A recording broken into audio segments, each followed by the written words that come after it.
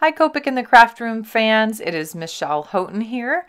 I am bringing out one of my all-time favorite stamp artists today, and I haven't done anything from her in a while. It's from Tiddly Inks. Christy Kroll is the owner and designer, and she primarily these days does digital images, and just recently she's created 2 sets of what she's calling stickers. Now they're digital images, and what I'm showing you is that I've printed them on 2 different things. I have some of mine printed on regular Copic cardstock that I use, and it's Express It this time. And then I've also printed out 2 sets on sticker paper, and I have never colored on sticker paper. I have no idea how that's going to react, but I'm going to show you how it's going to react because we'll do it together, or at least I'll show you here on the video. The other thing that the set comes with when you buy the digital images, first of all, I got all of these images in one set, and then it came in 3 forms. One has a little outline to it, and it's still this black and white line art, but then the other one came with them colored in.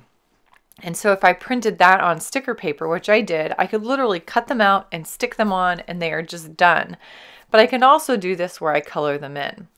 So I'm going to start on this little girl, and this is on my Copic Express It paper. This is one of my favorites. And I started with an E000 on her little round face. And these are really simple images. And then I used an E01 and then just a touch of E93 on her cheeks. There is not a whole lot going on here. She has her little hand, which I just filled in with that those first earth tones. And then I just rounded off that face just a hair. Then I'm using an E43 on her hair, and I'm starting with flicks. Again, these are such small, simple images. I don't need a ton of detail work, but I still want to show a little bit of shape, a little bit of form. I could just color these guys in and just fill them in with color, but you know me, I enjoy working with my Copic markers and kind of playing with what they can do. So that was E44, again, just using the flicks with that tip of that narrow brush end. E47 is next. I come from the ponytail out, and then I'm trying to follow the shape of her head with those top flicks. And then I'm using the E43 a second time to go over those darker colors and soften those.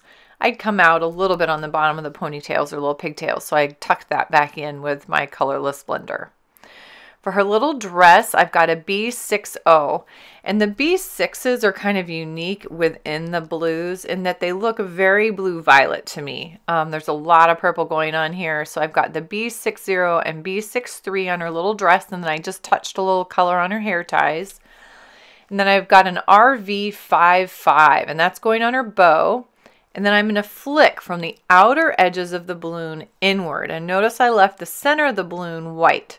So I'm coming in right away with my colorless blender and softening those edges, then back in with the RV55 and hitting, and I barely go over that center, just brush over it really quickly, and then back with my colorless blender.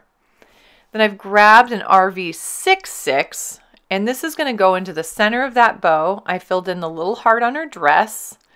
And one more time with the RV55 on the balloon, I'm really trying to make that look like it's a little bit almost transparent, or translucent is a better word, and that it's not an opaque solid color.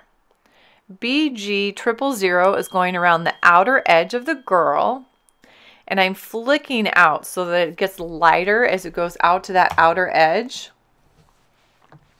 And then immediately I come back with my colorless blender and soften that edge further. I really just wanted that little bit of a halo of a background.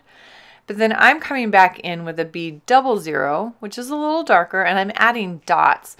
I'm trying to be a little more conscious of my backgrounds. I was reminded of the importance of them recently by a friend. And so I'm trying to be cautious and conscious of what I'm doing with those backgrounds and adding a little more detail. And so BV00 is also adding a few dots, and the dots are staying in really close to the figure. So I did add a touch of my B60 on her shoes as well.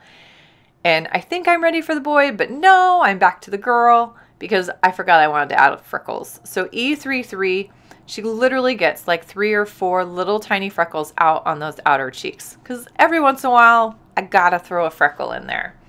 I'm going to use the same colors on the little boy's face. Now remember, this is where I've switched over to that sticker paper. I have no idea how this is going to react to my Copic markers. That was that E01, and then I tried to smooth it out a little bit with my E000. And if you can't see it, I'm trying to point it out. I've already bled outside the lines underneath his little chin. So this sticker paper is soft. It's gonna bleed, and so I need to know that right off the bat, and I found it out fast. I put 2 layers of ink and it's bleeding. So I need to be cautious about how close to those edges I get with how much color.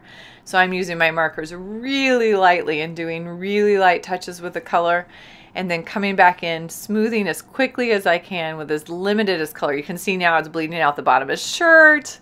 I've got a couple colors on the heart, those RV 55 and RV 66 touches of C1 on the arrow and his shoes, and I come back in with the 2 RVs on the arrowhead as well. I am trying to darken up the edge of his face one more time with that E01 and just barely touch it with the E000 to add a little more shading. C3 is going to go in on the shoes, and then I've got this little dog, and I'm going to use the same colors I used on the boy's hair, which are E44 and E47 for his spot and his tail. And then I used a couple C's. I've got a C7 on his nose, and then I've got C3. I add a little C1, and notice this time I'm going from dark to light, hoping to kind of contain that color. And then a little bit of colorless blender. So he's got some gray and white, and then he's got the brown spots. So BG000 is going to do the same thing on this image, where it kind of flicks out from the image itself. It's more of a halo effect versus trying to like create a whole scene. I'm not really trying to create a scene here. I'm just trying to set him into space.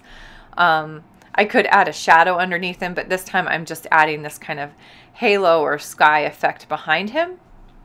Soften that up, and it softens really fast because this sticker paper is so soft. BV00, so I'm adding those little spots again, or little dots right behind and close in. They're tighter close into the figure, and then they kind of separate out and spread out as they get further out from the figure. And here's that B00 just to finish this little guy off. So the sticker paper overall, I actually had a great time working on it, and it works really fast. It needs very little color. So even just filling them in with a single color versus trying to add that shading would work really well on these guys.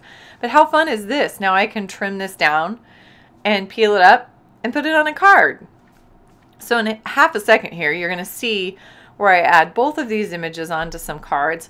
The other interesting thing I learned about the sticker paper is that when I peel it off and put it on pattern paper, you can actually see through it a little bit. It's fairly thin, which again adds to that bleeding and feathering effect of the ink kind of going outside the lines. And so I just would need to know that if I wanted to create with it more regularly. But I just want to say a huge thank you to Tiddly Inks. I still adore her images, and will keep coming back to Tiddly Inks forever because it's one of the original ones I've worked with and just still love, love, love. Thanks so much for joining me today.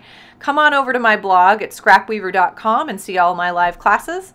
If you have any questions, please ask. I am always here and listening. Have a happy, colorful day.